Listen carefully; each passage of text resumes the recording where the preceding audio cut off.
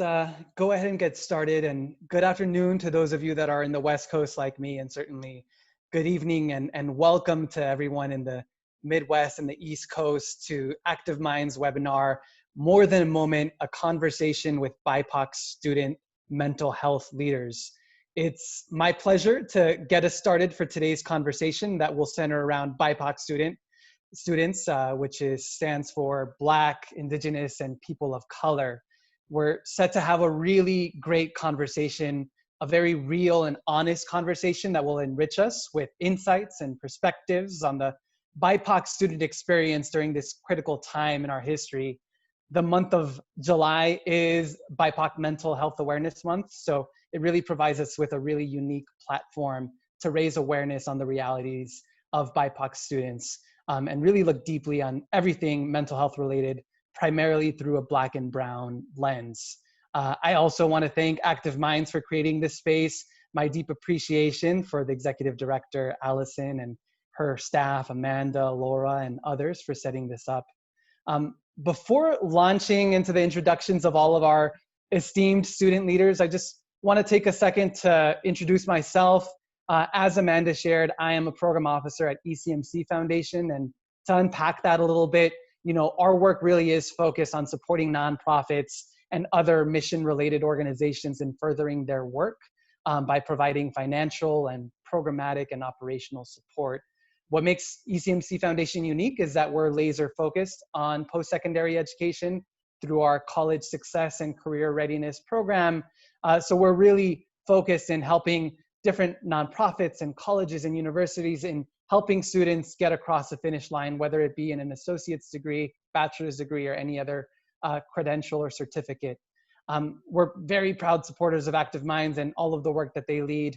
And really, I also have a personal stake in this conversation as a first generation college graduate myself, my alma mater being the University of Nebraska-Lincoln and the University of Washington.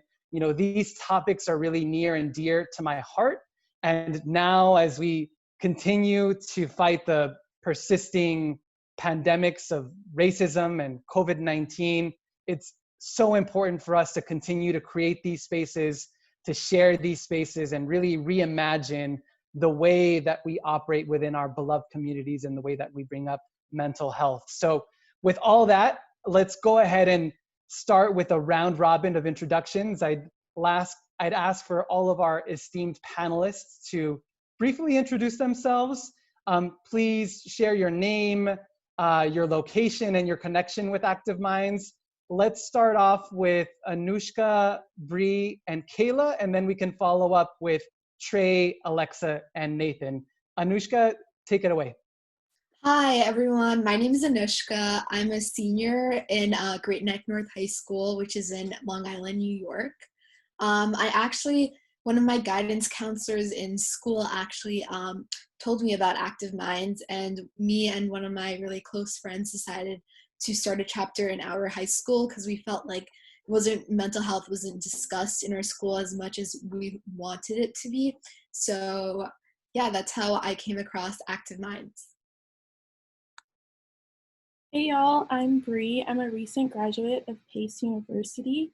My connection of Active Minds is through one of my best friends, Zuhair. She was a previous president. Yeah. Hi everyone, my name is Cayla Vertreese and I am a junior at Northwest Missouri State University. My Active Minds chapter at Northwest Missouri State just started actually last August, so I was a part of bringing our chapter onto campus.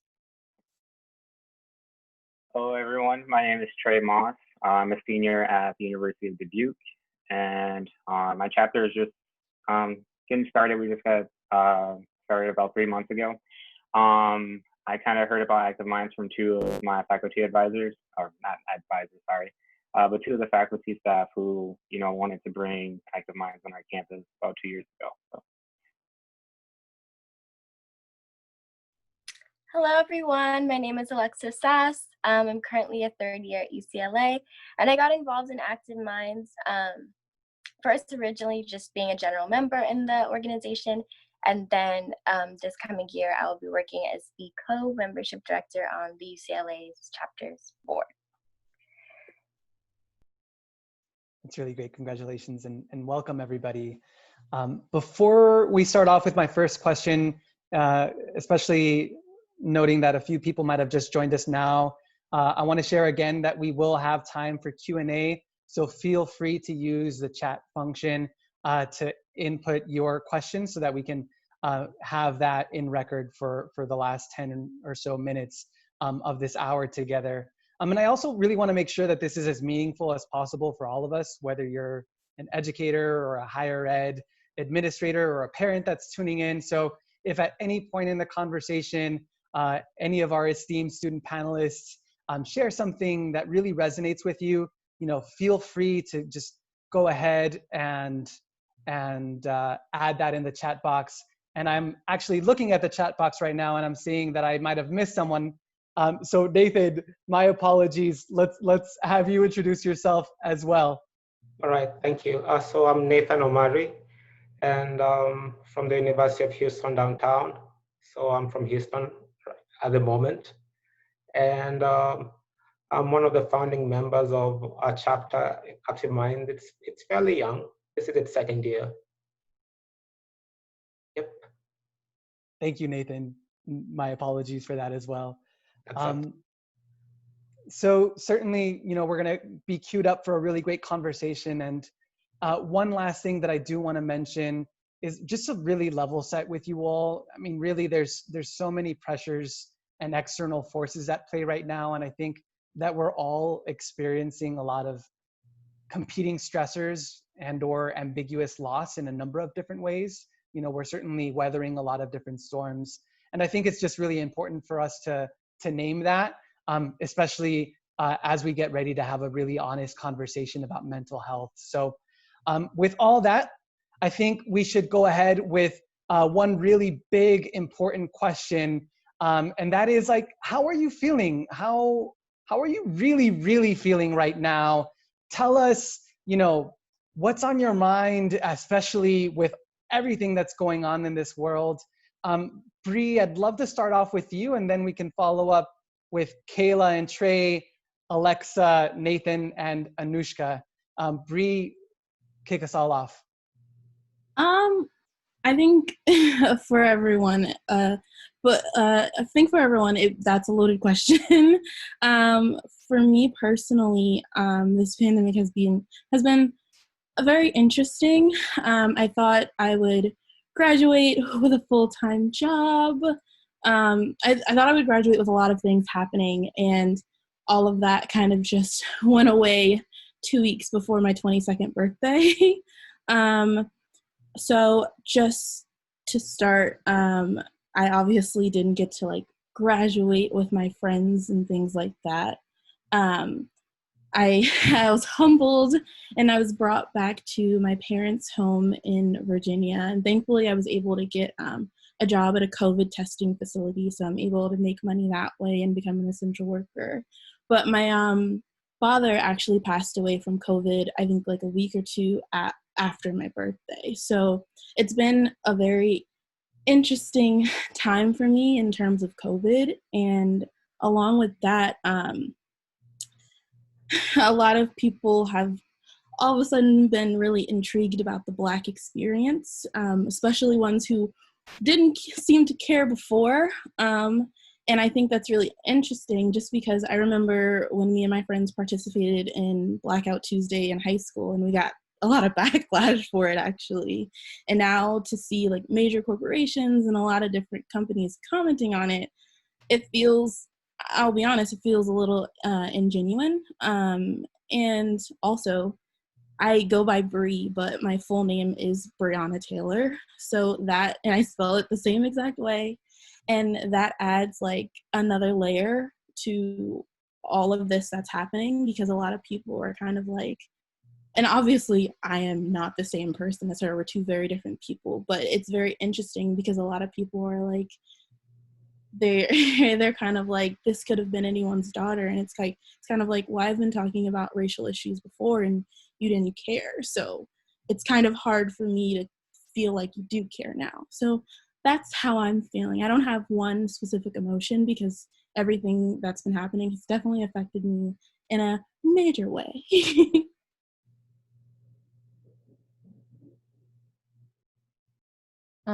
Yeah, I definitely feel the same way, Bree. My emotions have definitely been all over the place. Obviously, um, every day has been challenging lately, but some days are harder than others. Lately, I've been back at work for about a month now. I work in an office at my school, and it's been really overwhelming seeing everything start back up, and as we get closer to school reopening, doing things with my organizational things, and everything's just trying to get back up and going all at once. And we're not really easing into it at all. It's just kind of like, okay, we're starting back up. And so that's definitely been stressful because, we have been at home with, not just the pandemic going on, but every racial event that's been happening all across our nation. And so all of those things tied together have taken a huge toll on my mental health and my emotional state. And so it's been rough. The past few days, actually, I've just woken up in not that great of a mood, honestly. But you just have to keep pushing. You feel like you need to talk about these things, but then at the same time you're tired of talking about it. You're tired of people asking you the same things over and over, having to tell them the same things over and over. As someone who has goes to PWI, grew up in a predominantly white high school, I've become that person that people kind of come to speak for the Black community, to tell my story and my experiences, and it's just exhausting. So I definitely am just kind of feeling overwhelmed, and then just seeing all of that hype kind of die down, and like this is still an everyday thing for me, but for some people they just are kind of going back to their normal lives and forgetting about it. And it's that constant battle with yourself of, do you just bring it up in this conversation and be like, and call them out for it, or are you just exhausted and you're like, it's not even worth it today? Just these constant battles back and forth with yourself have been difficult, but you just kind of go day by day and get through it. Cayla, I think definitely like after, kind of moving to like online, it was really hard because I was the one who was at the library for like 12 hours, and, just kind of having like a, routine, like a schedule that like really helps me personally, and kind of balances, kind of like my mental health. And then just having to just stay inside and, not do anything. And it's like I lacked motivation. I was like really just stressed out. I was afraid. And like right now, I'm still scared and worried about kind of like what the school year is going to bring and how different it's going to be, because like it definitely will. And it's just my worry, kind of like my biggest worry right now is just like all the students kind of returning with, dealing with the whole pandemic, and then racism and stuff like that. It's just like, I personally, like, I wish I could be the one to just kind of, help everyone, but it's like, it's going to take like everyone to just kind of come together to just support and be there for, one another. And just trying to, keep a positive mindset about, kind of going back to on campus, and just knowing that, you can only do, I guess, like so much. And, just trying to be positive about it.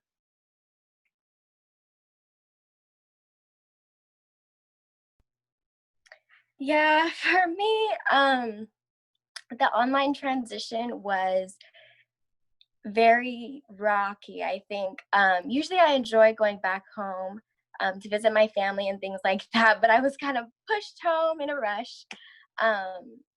And it was weird because usually I come back home and I'm happy to be with my family and see my friends from back home and things like that, but it was just weird to be at home and be isolated. And I have a big family and it's great, but then on top of the COVID concern, with a lot of members in the house, it is very scary, and especially with having people in the house who are more susceptible to COVID, or with I forgot what it's called, but you know, having certain susceptibilities to COVID, like asthma or other respiratory diseases or things like that, it kind of brings on like a heightened like anxiousness, you know, all the time, whether it's going to the grocery store or yeah, just little things. It makes you feel very weary. And then on top of that, you know, having to deal with racial injustices that are happening across the nation.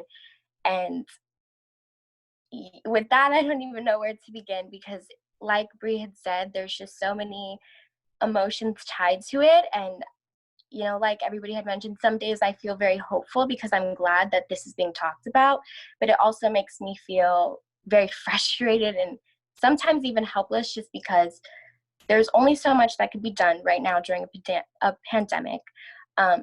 But also, you know, Black Lives Matter and all the other social justice issues that are going on right now are not new. You know, this is people's lived experiences. This is everyday life for a lot of people. So it's very frustrating to see, you know, that the momentum has kind of died down. And it's very frustrating to know that like some people aren't taking this seriously. And it's like you want to go out and do as much as you can, but you're also very tired because it's happening within your own community. So yeah, it's a bunch of different emotions for sure. I feel scared with all that's going on. So with COVID, first of all, when COVID came along, I was happy that I didn't have to go to school for a little bit. But but then after a while, it was like, it's staying for too long, and it might be a long-term thing. And my mental health was also kind of affected. During the COVID time, I actually spent some time in a psychiatric hospital, and that was something new for me. So I was kind of forced on vacation, and then I came back, got back to work, and now I'm in quarantine again, since I might have been potentially exposed to someone with COVID. So it's been rough. For me, I think, especially since I'm a senior in high school, now's like the time where I'm supposed to be applying to colleges, and it's a lot of like uncertainty, especially like, even though this is like such a like small thing, it doesn't really matter, but like the whole like standardized testing thing, that's kind of like a big thing for me right now. And like a lot of test dates have been canceled, so that's like a huge thing. And also, as someone who's always like organized and likes to have a plan, like the thought of like all this uncertainty, and I don't know what's happening next, especially with school and colleges and like virtual information sessions, which really like don't tell me that much about each college as like I would hope. So that's really stressful, I think, for me. And I think Cayla mentioned this, but my high school is like in a predominantly white neighborhood as well.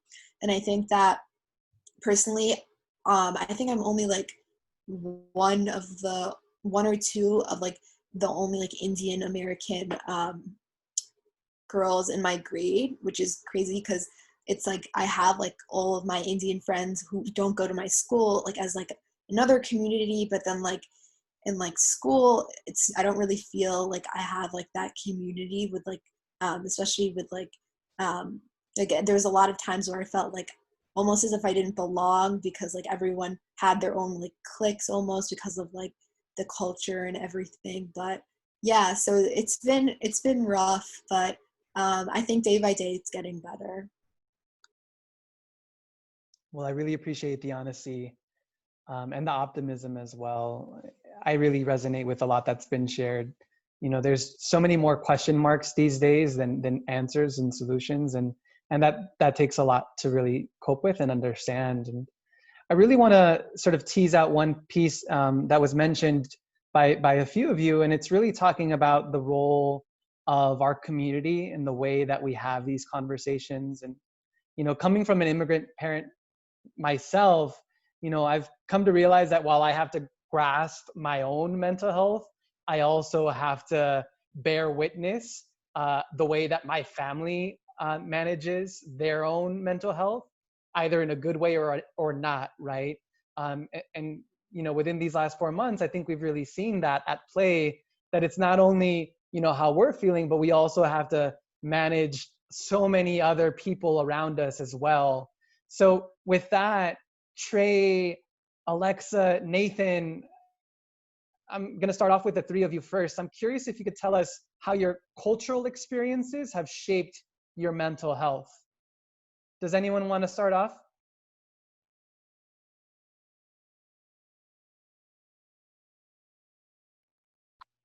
I can go. Oh, was Nathan? Oh, okay.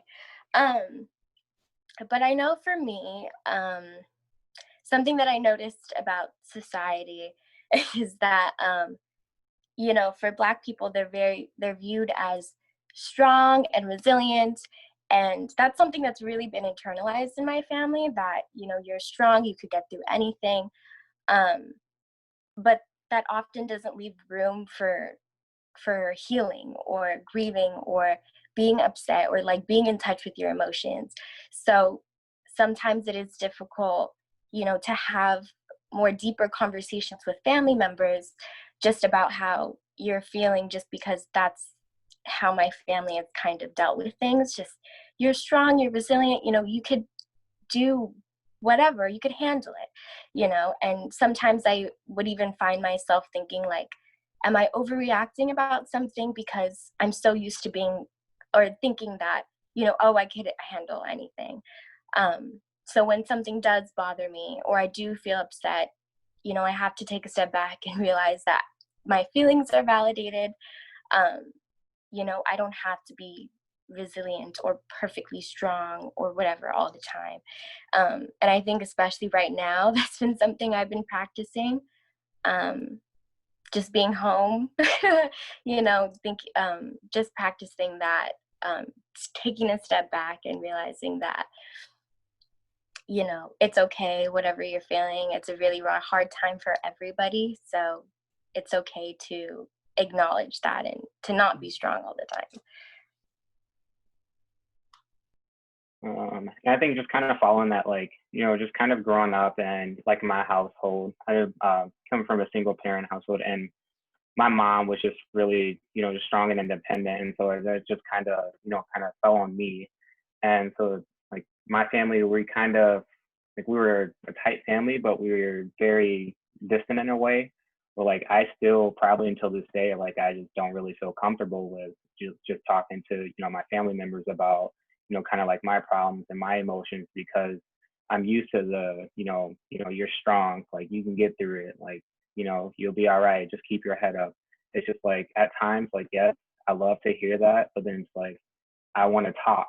Like, I want to talk through like how I'm feeling and, just my emotions, like that's just something, like, it's just like really frustrating. So it's just like, I kind of lead on to, kind of either just stay quiet or like I'll talk to, a friend. And just definitely, I feel like, being Black, like we're, expected to just kind of push things to the side or just like get over it or like just keep our head up. Or it's like, and then we get that, judgment of like, why are you going to talk to a therapist? Or like, you're weak. Or, and it's just, I personally never really let it affect me, just because like it's something that I'm doing for myself that's, helping me. But it's just that there's something like a stigma that needs to be ended with, Black, people seeking professional help. And so just, I guess, just kind of just want to just talk through, kind of like my emotions and, things, instead of just being told, oh, be strong, you like get over it, like stuff like that. So. For me, my culture, being Kenyan and African, we rarely talk about these things. Like, for example, like I know that in my family there are people with mental illnesses, but nobody ever mentions it. So even when you go to the doctor one time and you're like, and they're asking for patient history, you're like, I really can't give you an honest picture, because I myself don't have that picture. So even I wish I had that information, because if I had that information, I feel like I'll be able to get a better diagnosis. or even participate better in the community. So I feel that there's a lot of silence and ignorance. Not ignorance per se, because they're learned, but they just decide not to look at it or pretend it doesn't exist. Pretend like it's only a first world country kind of problem. Yeah. Yeah, it's very real. I think we can speak silence very fluently. It's something that is definitely entrenched within a lot of our communities. Let me take it over to Bree, Cayla, and Anushka, and I'll spin the question a little bit and really ground us on the word reimagine. You know, in thinking about how mental health is discussed in our communities, I'd love to get your take on how you would reimagine or re-envision, you know, the ways that you would like for mental health to be discussed and to be approached by, you know, whether it be our family members or those in school or our peers and colleagues. I'm curious if you have any thoughts on that matter, how you could really reimagine, you know, the way that we operate. So again, Bree, Cayla, Anushka, open to anyone who would want to respond. I mean, I think for me personally, I've always been that one in my family to be like, okay, let's talk about it. Similarly to Trey, I think a lot of the times there's this idea that you can't talk about it or you have to be the strongest person because that's our experience, especially for me as a Black woman. And I feel like, no, I'm gonna have a conversation with you about why you feel that way. Especially with like my younger cousins, I'm gonna be like, well, why are you like, for example, one of my cousins, it was really hard for him to go to my dad's funeral just because everybody processes death differently. And I like had a conversation with him. I was like, hey, like, there's nothing wrong with feeling this way. Like, you have a right to feel this emotion. And just because everybody else has something to say about it, that has nothing to do with you. That's on them. And so I think just being honest and having a person to talk. I think obviously you don't have to talk with everyone about it. You share what you feel makes the most sense.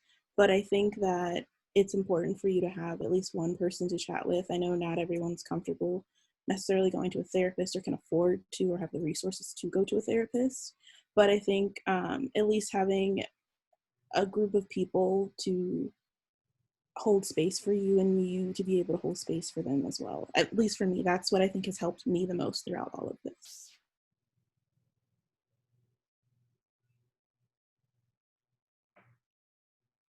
I would agree with that. I think having just more conversations in general is really, really important.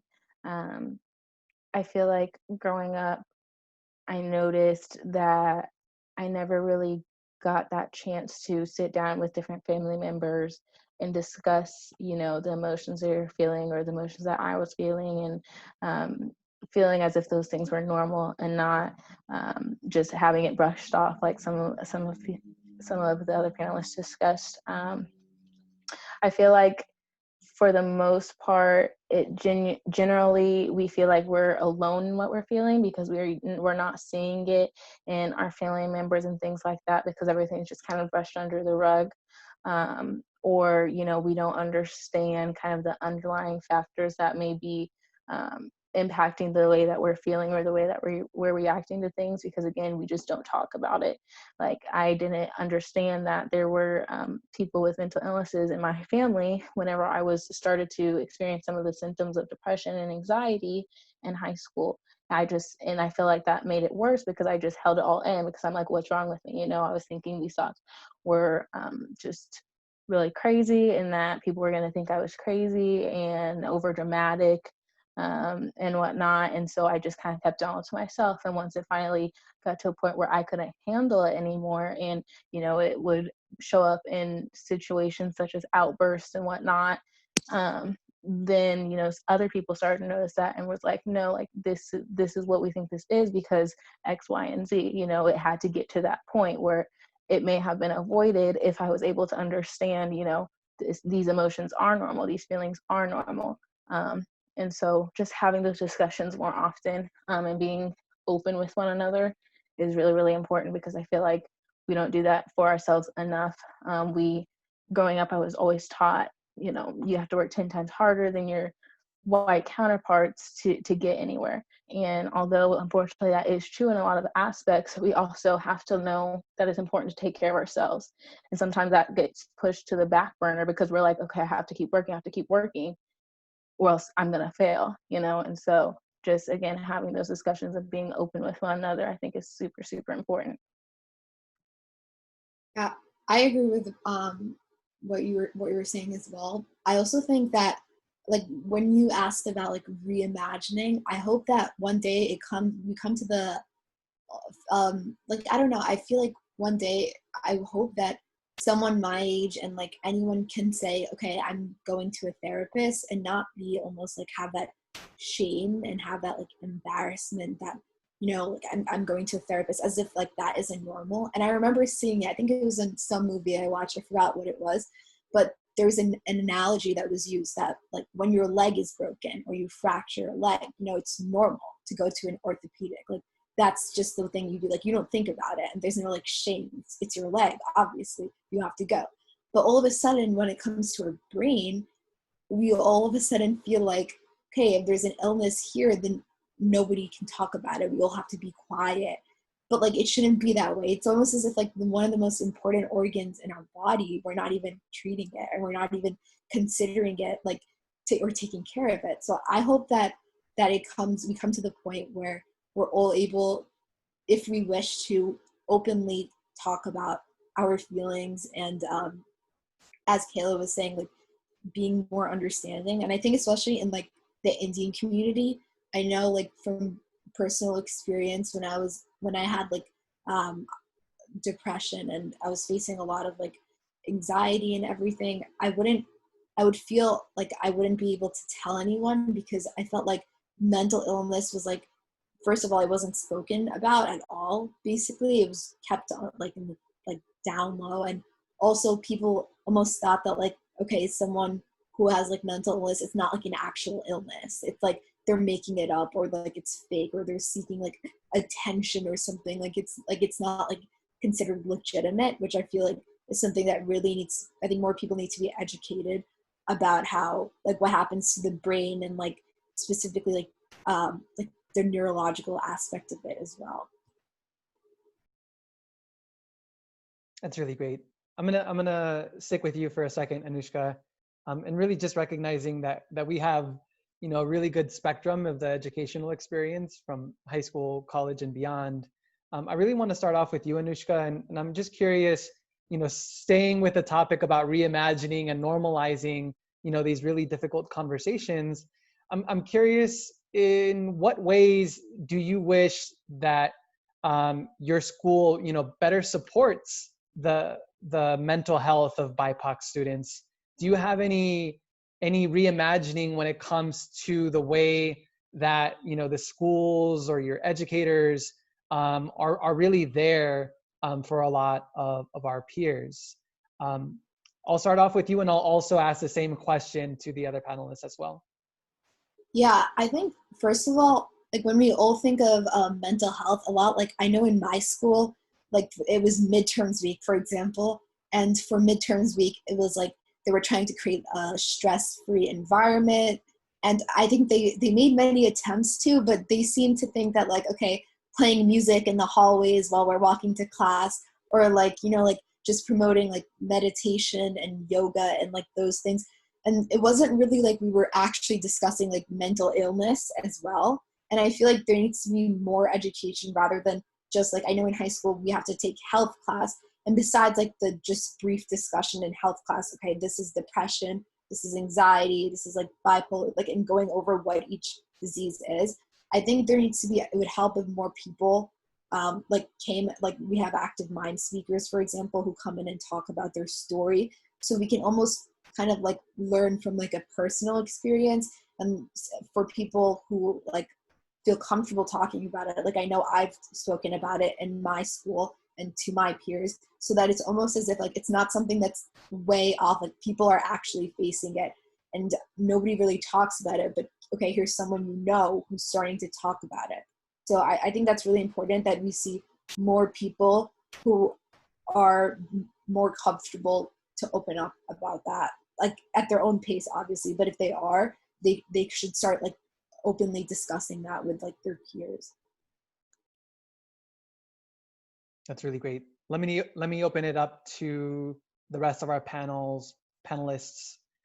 Similar question, and I'll also raise, that right before we joined the Zoom, we were talking about how every single campus across the country has a different take on whether or not there'll be in-person classes or virtual or hybrid. So I'm also just curious, given the fluidity of all of that, like how can educators and school professionals really support the mental health of BIPOC students in these really challenging times? I'm opening it up to anyone to respond.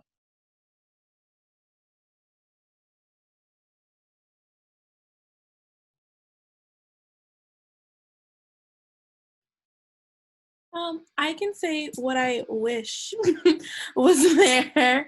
I think for me, a lot of the times what I saw and what I am realizing now I wasn't a fan of was, and it's kind of similar to Anushka's point, I felt like a lot of it was people either like Googling something and then saying it back to us. And I really think now is the time to invest in outside resources, specifically people who aren't part of the university's payroll. I know for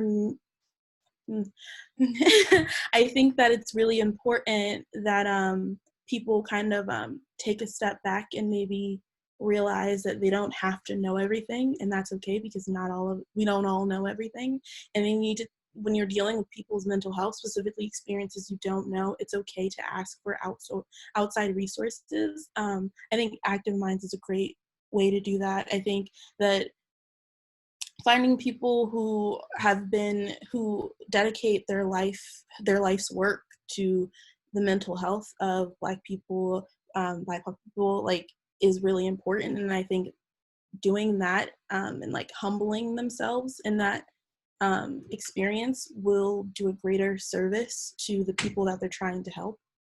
That's what I think. Yeah, that's what I think. And going off of that, I would love to add, because my university also loves to like promote resources that are straight from their pockets and not really invest time in promoting the resources that are actually already on campus that are available to students of color, that may be student run or just from an outside organization. So I wish, my university would take the time to collect those resources and actually promote them, because there are a lot of resources on campus, but if they aren't known by students and if they don't make them easily accessible, then students can't get to them, especially in dealing with BIPOC students. It's like the experience with mental health is different, in different communities there's different kinds of stigmas, and there's different kinds of healing also. Not everybody believes in Western medicine and traditional therapy and things like that. So I think the university could do a better job, especially, I know for personally just my university, there is diversity and there are a little bit, so acknowledging that is important, because there are different ways of handling mental health and dealing with mental health. And like Bree was saying, the university doesn't have to know everything, and that's okay. I think as far as, for my school, I think kind of what I wish there were more African-American, faculty staff, because I think that, having that was just kind of bring, the other BIPOC students, just kind of together. It's like, okay, this African-American, it's kind of like looking at like role models or like leaders, because, I'm from Iowa and, mostly whites here. And so and my school is very diverse, from, African-American, Saudi Arabian students and so on, which is like really good. But then it's like, when you look at the faculty staff, they're mostly white. Like, we don't really have that much, African-American, faculty staff. And I think for me, that just kind of, it just makes me feel like sometimes like I just don't belong here. And it's like kind of awkward or like, kind of frustrating me sometimes, kind of going to class where there's, mostly whites in. And I think just building and bringing more, African American on, to our campus will definitely be helpful for, us BIPOC students. And another thing, I can't remember who said it, but it's kind of going off from like bringing in like outside sources.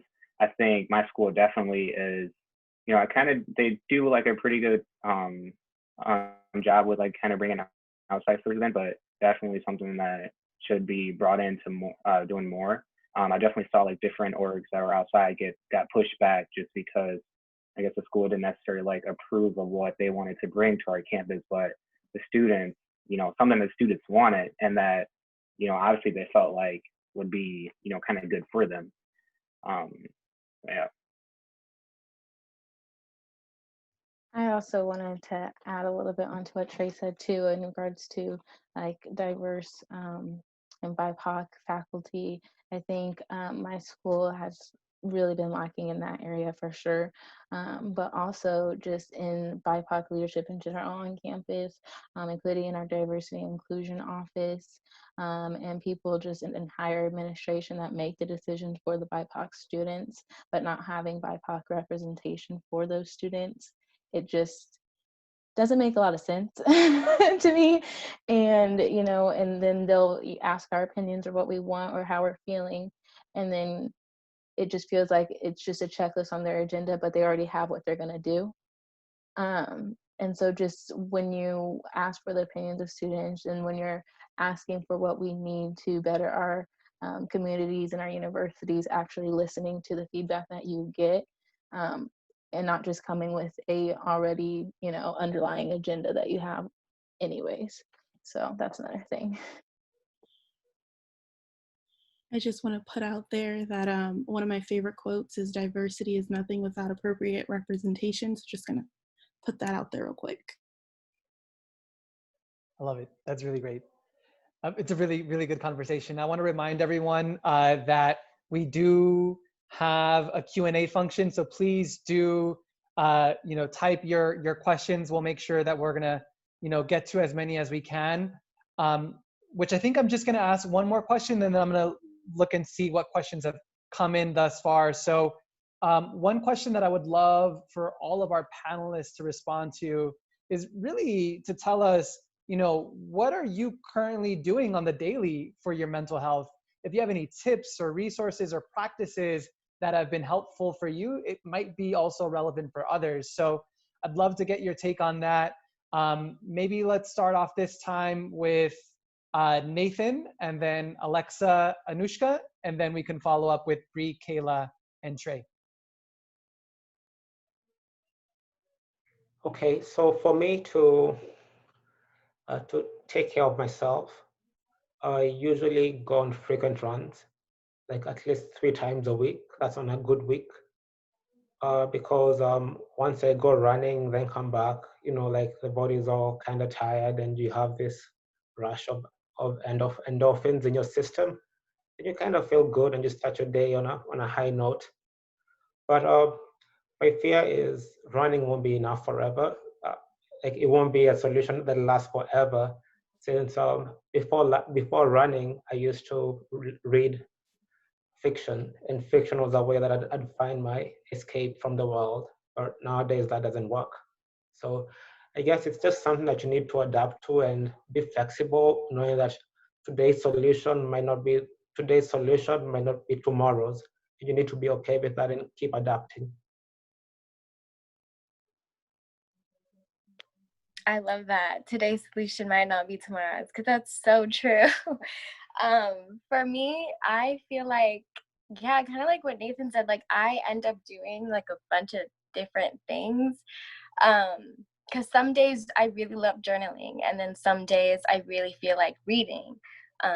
Some days I feel like working out. Some days I don't. But just having things in your pocket that that can bring you ease or that you enjoy really helps. Like I've been gardening and doing all this plant work and things like that. So yeah, just trying different things that you know that, again, you have in your pocket, like, just in case you know you're having a rough day or you know you need to tend to yourself, you have different outlets to go to. So. Yeah, going off of what Nathan and Alexa said, I love to read as well. So I highly also recommend Shadow of the Wind, just in case it's a really good book. But anyways, I love reading fiction as well. And I also love to write short stories, especially. So I think being creative and just sitting down and having more time to reflect and kind of like almost like I feel like when I'm writing, I have like more freedom to do like whatever and like play around with the characters and everything. So that really helps me as like a coping technique and everything. And yeah, I'd say pretty much.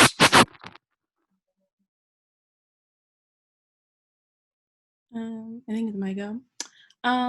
I do whatever I feel like doing that day. So like, I feel like if I want to get up and, well, I go to work most days, but like if I want to get up and work out, do a little Chloe Ting workout, I will. If I want to get up and like call one of my best friends, I will. I really try not to think too hard about anything. So if I want to go and do something, I will go do it. And that has helped me so much because I'm not putting a lot of pressure into the decisions I make. Like, I'm really big on like, I like to be busy and I like to always be productive. So during the month of June, a lot of professionals in different positions of power of different companies did informationals with Black identified individuals. And so that was something that I did every day, and I got to like ask them a whole bunch of different questions. And so like, I feel like every day I'm able to do something different that's, whether it be productive, like for my mental health or for my career. So to answer your question, I do whatever I want each day.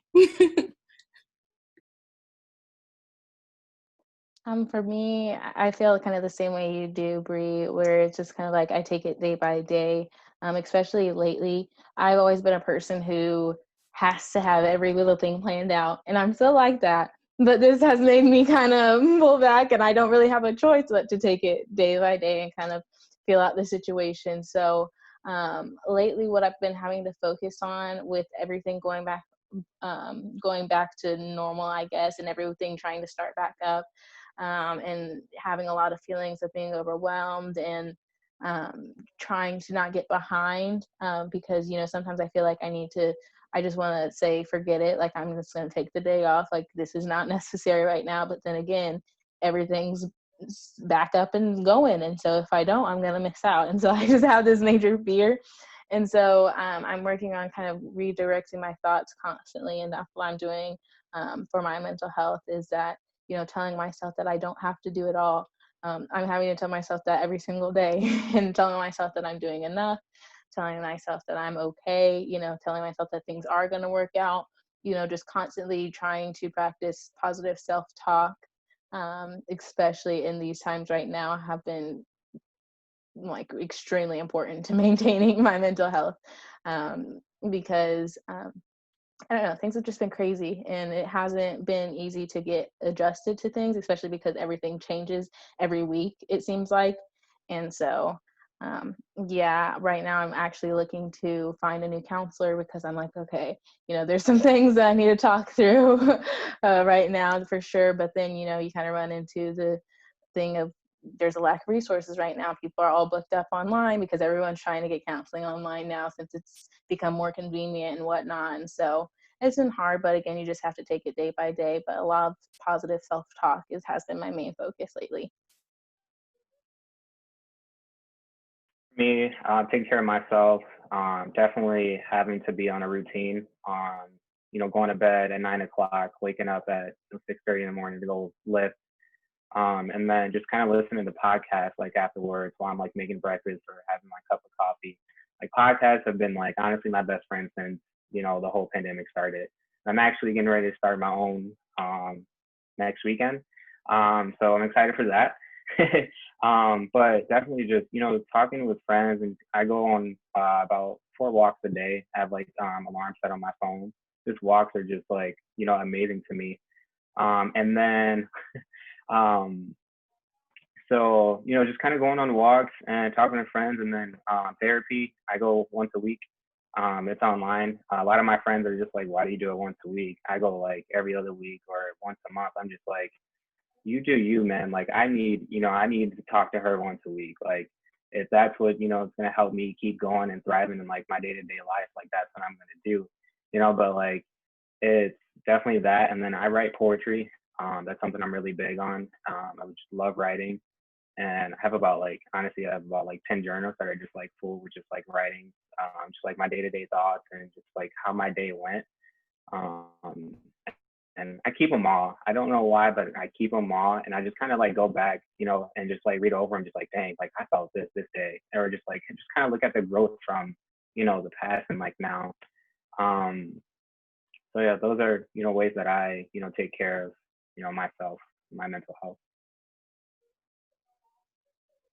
That's really great. I hope that you can share the name of your podcast in the near future.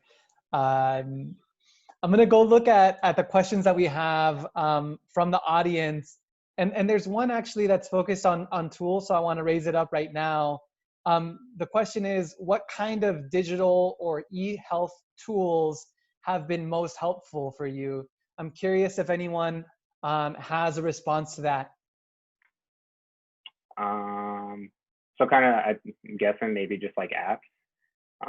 If so, yeah. All right. So Headspace, love that. I work at Starbucks, so we kind of get free Headspace. So we have that, and we also have something else that I can't remember what the thing is called, but we have that to help.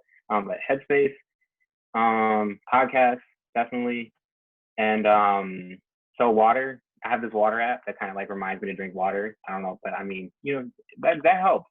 So those are my three things.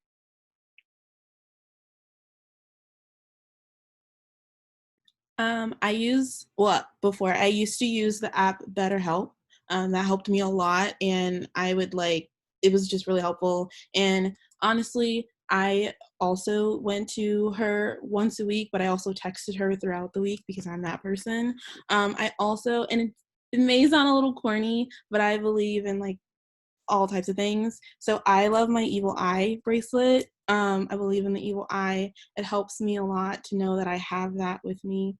Yeah, those are the tools. And talking. Obviously, I like to talk a lot. So if I feel something, I talk to my mom, I talk to my friends. Like, I just believe if I have a feeling, I'm gonna say it.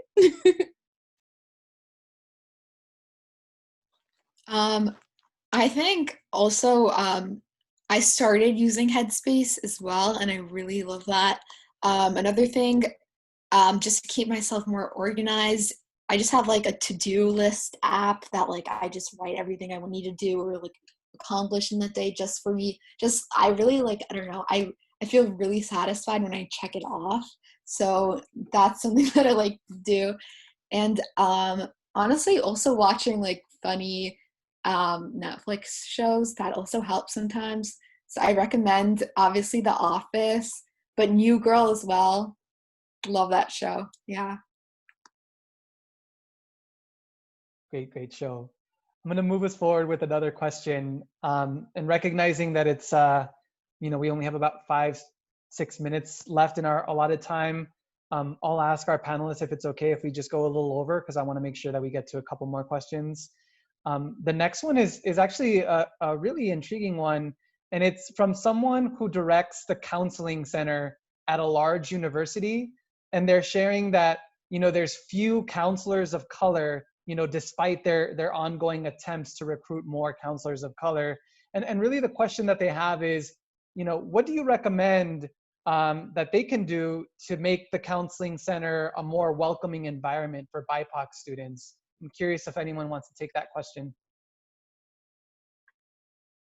I would say kind of building a team, first off, kind of building like, I don't know, a group of friends that are kind of like, kind of wanting like the same thing that you want, or you just kind of, lead people to just kind of bring those students, to the counseling office. And instead of just like, hey, go talk to this counselor, like, you know, be there with them, not saying like be in their session, but like, you know, be there with them through the process of, you know, making that trip to the counseling office and just kind of checking in, you know, on them, like their progress with, you know, how they're, you know, doing like by going there. And I think also just being able to promote, you know, the counseling services like throughout campus instead of just like in the one building that it's in. So like, you know, have posting at, you know, res halls or the library, athletic facilities, and like, et cetera, like just, you know, promoting the counseling services. Yeah, I agree with that. And I also think, oh, sorry, were you? No, go ahead. Sorry. I also think to add on to that, like, I know someone recently said this to me, like, they gave me an idea of, like, you know, instead of in high school, I know that, like, it's, like, almost mandatory that we have to meet with our guidance counselor, and we actually, like, we have to, like, stop our English class or some class and then go and meet with, like, our guidance counselor. And it's, like, kind of weird that it's, like it's mandatory, which is, like, it's obviously, like, I feel like we should have that, like, relationship with our guidance counselor so we can go to them whenever we want. And I think to answer the question, to build that relationship, I think it's important to also invite counselors to, like, your mental health clubs. Like in my school, our Active Minds club, I know that this year I want to start, like, inviting more counselors and school psychologists to come in and talk about mental health, and talk about maybe, like, if they're comfortable, obviously, like, their personal experiences and why mental health is so important to them, and, like, just talking about that, and, like, how, so you can hear from them and how open they are and how they're willing to help. And I think, but already by establishing that relationship with their counselor and actually bringing the counselors to the students rather than kind of forcing the students to go to the counselors, I think that that'll help more students go and receive help. Yeah, and to add on to that, I think also working with student organizations, I know it was really helpful for, like, our student organizations to work alongside, like, the major counseling organization that's under our university. So actually pairing with student organizations and also collecting resources, even if there's not BIPOC counselors, collecting resources either by asking student organizations or asking BIPOC students, like, what resources have you used that may be helpful, or just collecting resources for them, even if you don't have all the BIPOC students or BIPOC counselors. Obviously working towards more inclusion and diversity in the center, but you know, with what you have, making sure that they're represented in that conversation. So I would say that statistic, I believe, if we look at the statistics, BIPOC counselors, psychologists, psychiatrists are few in relation to the majority of the population. So maybe just keep searching, and you might find one. Or because, like, that's what I did when I was looking for a mental health practitioner. Like, I kept on searching till I found someone who fitted my profile, someone who was able to relate with me culturally, and not look at me and be like, what are you talking about, you know? So just keep on searching. And also, I know that my answer doesn't give you as much comfort, to be honest. But the other thing you can do is you can probably look for a visiting BIPOC counselor just for a day or two. And, you know, like, when they come, when they go there and maybe host a session or something of the sort, there'll be the notion to everybody that they're welcome, you know. And once someone feels welcome, they'll probably make use of the counseling services at school. Great. All right, that's it for me. Let me ask one last question before we get ready to close. And I'm going to try to merge a few questions that have come through the Q&A box.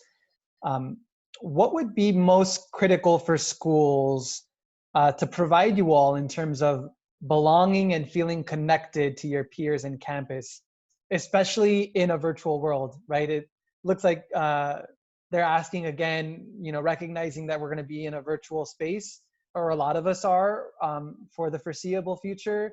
They're asking, what can the schools provide in terms of, being connected and having a sense of belonging, or any type of resources as well to really have those type of safe spaces. Maybe we have time for 1 or 2 responses. Does anyone want to share a response on that? I can go. So for the sense of belonging piece, I guess, and for trying to make, I guess, students of color and BIPOC students feel more comfortable on campus, one of the biggest aspects is an educated community. And I feel like right now, a lot of people are a lot more open than they have been in the past to educating themselves, because their eyes have, I guess, all of a sudden been open to everything going on in the world. But we need to take advantage of that opportunity of people being more open and give them good educational opportunities to expand their knowledge on BIPOC students and their cultural backgrounds and the differences in their experiences, and how they kind of go connect to the experiences that they may have, or understanding that we're not that different from them. We're human too. And being able to get the entire community more educated on those experiences can in turn help BIPOC students feel more comfortable, because then those people aren't constantly walking around their words when they're around BIPOC students. They're not constantly walking around the things that they do, or completely avoiding that population altogether just because they're uncomfortable. So definitely putting more educational opportunities that are engaging and interactive, not just a 10-minute, slide session, say they did it and they're done, and they forget about it the next day. Something that's interactive, something that they'll remember, something that, they have to put thought and effort into, so it really has an impact on them, as time goes on and in the future. So definitely education is a huge aspect, and it needs to start being required in universities and in training for faculty and staff and things of that nature. I think, sorry, did someone else want to say something? Okay. I think really putting their money where their mouth is, like y'all are saying that you really suddenly care about Black people now. So let's maybe think about reallocating budgets. So maybe instead of having puppies come in, we have a conversation about why certain people are uncomfortable talking to their Black neighbor. I think that's really important. And I think yes, these are going to be very hard conversations, but if you got a degree in student affairs, I'm sure you had a diversity class. So I think maybe take the time to actually put some of that to work. Obviously, no one's perfect here. I think we're all on our own journey with that, but I think this is not the time to maybe be maybe playing victim. Rather, this is the time to put yourself in the back seat and maybe really truly think about people of color, and during these times, specifically Black people, and how their experiences have been. Yeah, that's what I think. And sorry, real quick, I do think that, for Black History Month, for example, we only get that, recognition and praise just that month. Let's make it not every month, but let's make it here and there, instead of just that once a month, that 1 month. That just kind of makes me, or probably makes it someone else feels oh, we get the attention this month, and then we're just nothing after that. I think just bringing, more and African American speakers and stuff to have host events in our big auditorium or whatever, but just not just it being in February, more. 100% agree. Thank you so much for sharing. And as Sabrina shared in the chat function, thank you for being vulnerable and raw in this discussion. We really, really appreciate you all sharing your stories and your insights, especially as we're all trying to figure out, how we can really get ready for this next academic year, for this next, summer, fall term, we really, really value you and your perspective. We're a few minutes over our allotted time. So I just want to thank again Active Minds for making this happen. Thank you, thank you, thank you. And to everyone that tuned in, certainly wish you a great rest of your day, and let's continue to learn from each other and care from each other and really encourage each other to have, these really good, challenging conversations. So with that, good night, and wishing you all a great day.